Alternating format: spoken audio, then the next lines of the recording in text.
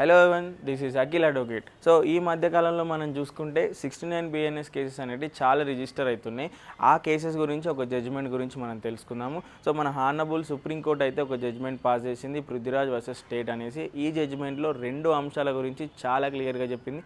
ఒకటి 90 ఐపీసీ అనేది concern given under fear and misconception. అంటే నీ దగ్గర నుంచి నిన్ను ఒక ఫియర్ సిచ్యువేషన్లో పెట్టి, ఒక మిస్అండర్స్టాండింగ్ సిచ్యువేషన్లో పెట్టి నీ దగ్గర నుంచి కన్సర్న్ తీసుకోవడం. సో దీన్ని పరిగణలోకి తీసుకొని ఏదైనా ఒక రిలేషన్ బిల్డ్ అయ్యేటప్పుడు స్టార్టింగ్లో గుడ్ ఇంటెన్షన్ తోటి బిల్డ్ అవుతుంది అని చెప్పి, తర్వాత వచ్చే సిచ్యువేషన్స్ వల్ల ఆ ఇంటెన్షన్ అనేది బ్యాడ్ అవుతుంది అని చెప్పింది. సో మనం దీంట్లో అర్థం చేసుకోవాల్సింది ఏంటంటే, ఫర్ ఎగ్జాంపుల్ ఒక అమ్మాయి అబ్బాయి రిలేషన్ స్టార్ట్ చేసినప్పుడు వాళ్ళ ఇద్దరి ఆలోచనలు స్టార్టింగ్లో పెళ్లి చేసుకోవాలనే ఉంటుంది.